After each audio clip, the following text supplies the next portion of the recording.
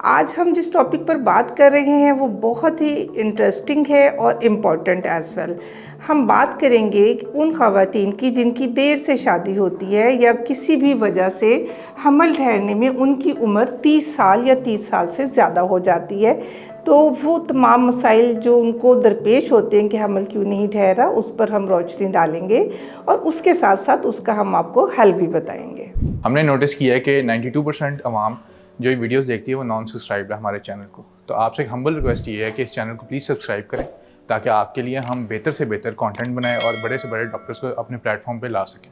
Thank you. अस्सलाम वालेकुम जी, मेरा नाम डॉक्टर समीना तौफीक है। मैं पिछले 28 साल से गायनी ऑप्स के शोबे में अपनी खिदमत सर अंजाम दे रही हूँ। करंटली मैं as incharge gynae OPD Lahore general hospital में अपनी खिदमत सर अंजाम दे रही हूँ और इसके साथ साथ जौहर टाउन खैरुल बशर में इवनिंग में अवेलेबल होती हूँ।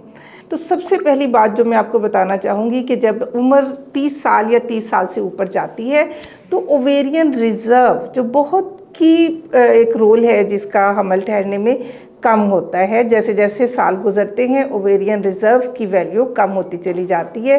तो 30 साल की उम्र में जो ओवेरियन रिज़र्व है कम होने की वजह से हमल ठहरने में एक मुश्किल होती है या वो कुछ एफ़र्ट या उनको असिस्टेड रिप्रोडक्टिव टेक्निक का सहारा लेना पड़ता है। दूसरी जो वजह है उसमें ये है कि जो अंडे बन रहे हैं या ओवरीज़ का जो फंक्शन है अंडे बनाना, उसमें जो बनने वाले अंडे हैं उनकी सेहत या उनकी सलाहियत इस काबिल नहीं होती या अच्छी नहीं होती कि सेहतमंद हमल ठहर जाए या फ़ौरन हमल ठहर जाए। इसमें बाज़ों का जो हमल ठहरता है उसमें मिसकैरेजेस के चांसेस भी होते हैं और बाज़ों का उसमें एबनॉर्मेलिटीज़ के चांसेस भी ज़्यादा होते हैं। तीसरी बात जो इम्पॉर्टेंट है वो है रिप्रोडक्टिव हार्मोन्स में तब्दीली आ जाना। 30 साल की उम्र तक जब ख़वातीन पहुंचती हैं तो उनमें जो रिप्रोडक्टिव या तौलीदी हार्मोन्स हैं जैसे FSH है, follicle stimulating hormone, oestrogen and progesterone, तो इनमें इनके बैलेंस में उतार चढ़ाव आता है। कुछ कम हो जाते हैं, कुछ ज़्यादा हो जाते हैं। मेंस्ट्रुअल साइकिल उसकी वजह से इर्रेगुलर हो जाता है और हमल ठहरने में भी इसमें दुश्वारी का सामना होता है।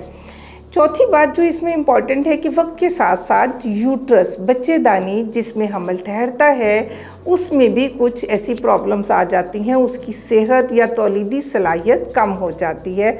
मिसाल के तौर पे एडिनोमायोसिस, एंडोमेट्रियोसिस, इर्रेगुलर साइकिल्स, ये सब वो चीज़ें हैं, या किसी की यूट्रस में फाइब्राइड्स का हो जाना। इन तमाम अवामिल की वजह से या तो हमल ठहरने में दुश्वारी होती है या हमल ठहर जाए तो मिसकैरेजेस के चांसेस बढ़ जाते हैं।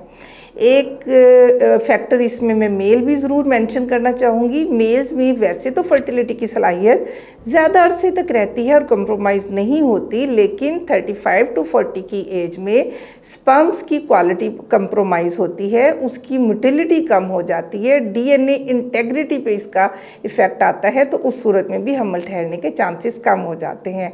अब हम बात करेंगे बहुत सिंपल सा एक फैक्टर जो बहुत ज़रूरी है आपके लिए, गौर से सुनिएगा कि इसमें हमल ठहरने का 30 साल की उम्र में जो डिले आता है उसमें हमारे लाइफस्टाइल का भी बहुत रोल है। जैसे जैसे उम्र ज़्यादा होती है तो कुछ मेडिकल प्रॉब्लम जैसे थायराइड का इशू आ जाता है, ब्लड प्रेशर या शुगर का शिकार हो जाती हैं ख़वातीन, या मोटापा आ जाता है, ओबेसिटी।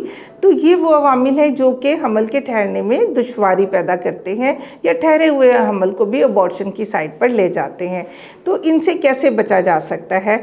मेरा आपके लिए की पॉइंट तो यही है कि आप इस चीज़ का ख्याल रखिए। अगर आप कैरियर ओरिएंटेड हैं या किसी वजह से शादी लेट हुई है तो अपनी फैमिली को कंप्लीट करने पर सबसे ज़्यादा फोकस कीजिए।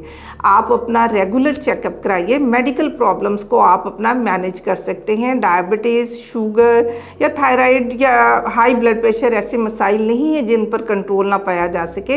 रेगुलर मेडिसिन लें, अपना मेटाबॉलिक रेट हाई रखें, ओबेसिटी, मोटापे से बचिए और processed food, junk food, carbonated drinks को आप परहेज़ कीजिए। ये आपकी फर्टिलिटी को कंप्रोमाइज़ करती हैं।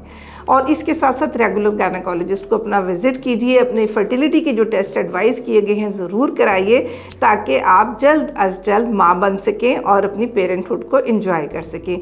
इस टॉपिक से मुतालिक या किसी भी गायनेकोलॉजिकल इशू से मुतालिक अगर आप इससे रब्ता करना चाहते हैं तो कमेंट सेक्शन में आप कमेंट में हमसे सवाल पूछ सकते हैं।